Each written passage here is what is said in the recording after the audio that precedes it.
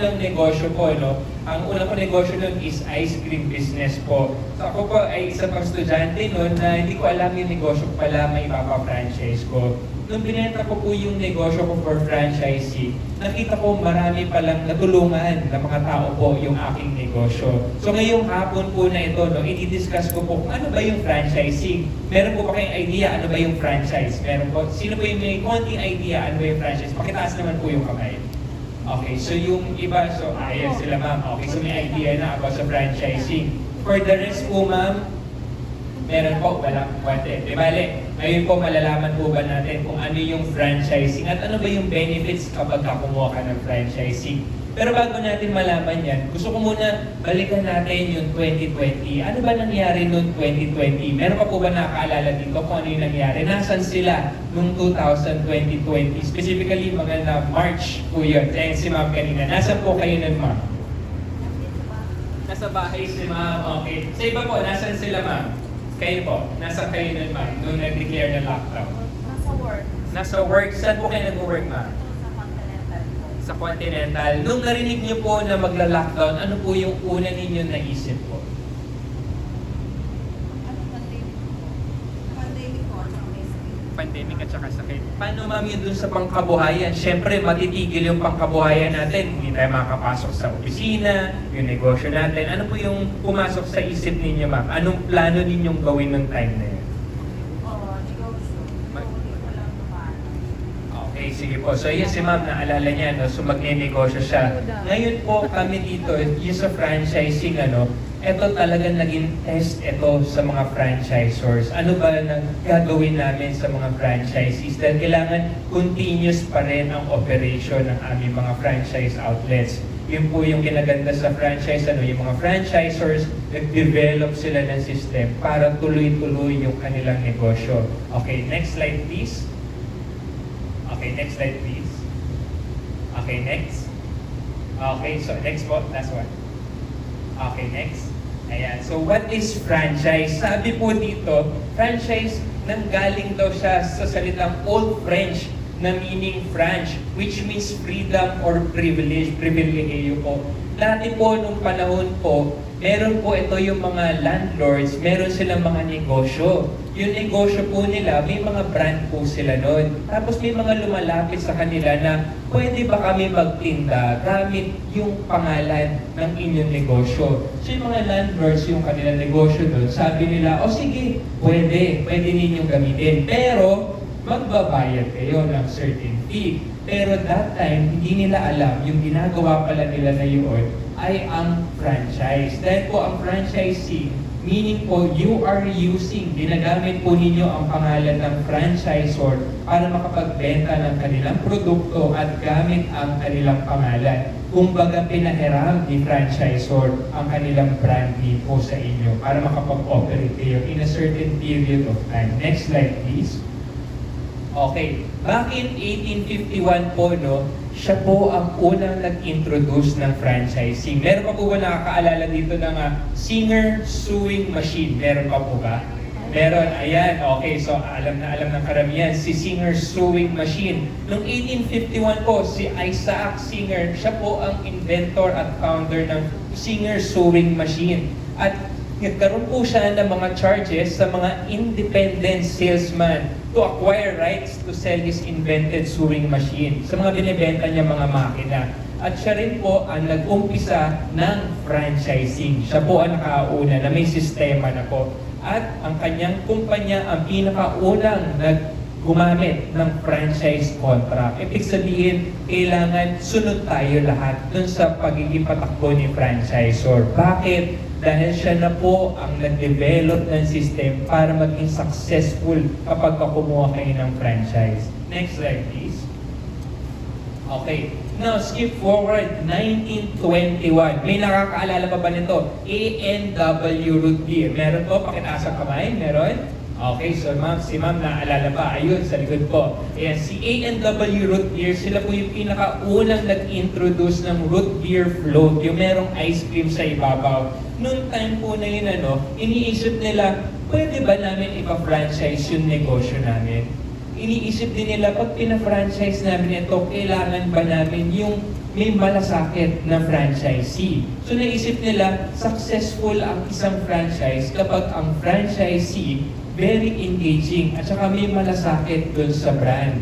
So naisip niya, noong 1921, actually 1918 sila nagbukas. In 1921, nasimulan na nila yung kanilang franchising concept. Dito, nakita nila, naging successful ang franchises nila dahil may malasakit. Ang sabi nga po sa franchising, 60% po ng success ng isang brand na kinuha ng franchisee, nanggaling na po yan sa franchisor. Dahil dinevelop niya ng sistema, siya na po yung gumastos sa mga costly mistakes, yung mga pagkakamali niya nung una, siya na po yung gumastos nun para yung franchisee, hindi na po siya makakaroon ng magastos na pagkakamali. Then the 40%, yung remaining 40%, manggagaling na po ito kay franchisee. Paano naman yun? Paano ma-accomplish yung 40%?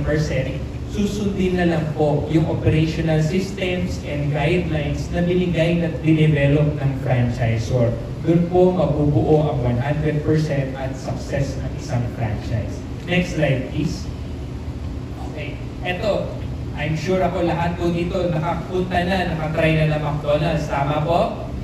Okay, tama. Noong 1955, meron dalawang magkapatid po, the McDonald's brother. Madalas nakikita nila yung mga drive-in po ng mga restaurants, ang babagal po mag-serve ng mga pagkain. Minsan 30 minutes, minsan 45, pinakamatagal may 1 hour daw. Sabi nila, ang bagal ng serving. Ano ba yung mga binibili ng mga tao dito? So inaral po nila, tinignan nila yung mga diners. Nakita nila, burgers and fries ang malakas na bentahin ng mga drive-in restaurants. So naisip nila, bakit hindi kami mag-develop? At hindi puro burgers at french fries ang aming ibebenta? At bebenta namin to ng mas mabilis. In less than 2 minutes, mabebenta namin. So McDonald's po was the very first one to introduce ng speedy service. Ibig sabihin, mabilis na serbisyo dahil ang kanilang ino-offer fast food. So doon po nakita nila na ang daming bumili sa kanila dahil pagpila nila, serve kagad ng burger, serve kagad ng french fries. Now, after a few years, nakilala nila si Ray Kroc. Sino ba si Ray Kroc? Si Ray Kroc po, isa po siyang salesman ng mga ice cream blenders po, kumbaga milkshake blenders rather. Noong time po na yun, kapag kumuha ka ng maraming milkshake blenders, titignan ka nung salesman, sino ba to? Sino ba yung kumukuha sa akin ng maraming milkshake blenders? Noong nakita niya, kakaiba yung concept nila McDonald's brother, pinipilangan ng tao, pinupuntahan ito ng mga taga-malalayo at bumibili ng produkto. Naisip niya, bakit hindi ako kumuha ng franchise ng McDonald's? Dahil ang laki ng opportunities na nakita niya. So nung kinausap niya po yung McDonald's brother, binigyan po siya ng right para makakuha ng franchise ng McDonald's. Later on po, nung naging successful ang kanyang mga kinuwang franchise outlets, nakabili niya po ang McDonald's doon sa McDonald's brother. Imagine being a franchisee, naging success ang kanyang outlets, nabili niya yung buong brand po of McDonald's. Di ba po parang apakasarap po nun, na ikaw yung franchisee, lumaki ka, nabili mo, di ba? Next slide please. Now, in 1981, dito po dumating sa atin si McDonald's. Ang nagdala po nito si Dr. George T. Yang. Yan, siya po yung nakikita natin minsan, lalo na tuwing Pasko, yung commercial ng McDonald's na andun si Jose Marichan. Minsan kumakanta silang dalawa. Ngayon, makikita na natin ulit sila. Okay, so sila po ang una nagdala dito sa Philippines back in 1981. Ayan po yung first McDonald's. At syempre, tayo mga Pilipino, hindi po tayo nagpapatalo. Next slide. Siyempre, meron tayong bida-bida na brand. Ito po yan, si Jollibee. Ayan, lahat po tayo nakapunta na sa Jollibee. Aba? Yes, okay. So si Jollibee po, from selling ice cream store, ang kanilang unang paninda, nagbenta na sila ng mga burgers and spaghetti po. Then later on po, lumaki na po si Jollibee as we know it today po. Next slide. Right. At syempre, hindi lang po malalaki. Sasabihin niyo, JP, yung franchise, pang mga may pera yan, yung malalaki. Hindi po, mali po yun. Hindi po totoo yun. Ang franchise po, kung may malalaking brands, meron din po mga micro brands tulad po nun sa amin. Katulad yan, andyan po sila Shop My House, Cycle House, Ate Rica's Baxilog, Goto King, Tokyo Tempura, Choco Monkey. Ayan po yung mga mas affordable na mga brands po. Hindi po kayo gagastos ng milyon. Kung hindi at least 300,000, meron na po kayo isang franchise. Okay po, next slide. Alright. Now ngayon, JP, sino ba nagve-venture sa franchising? Sino bang kumukuha ng franchise? Next slide. Ang kumukuha po ng franchise ay yung mga gustong magkaroon ng income monthly po. At ito po yung talagang gustong magkaroon ng negosyo pero gusto nila yung pera nilang gagamitin, sigurado na. Hindi yung talagang dadaan pa sila sa mga stages na, ay baka magkamali ako, ay baka magapa ako, ay baka masadsad ako dyan, hindi mag-work yung negosyo. So ito po, ino-offer ang franchise. Dahil po, sabi ko kanina, ginawa na po ng operational system ni franchisor ang isang franchise outlet.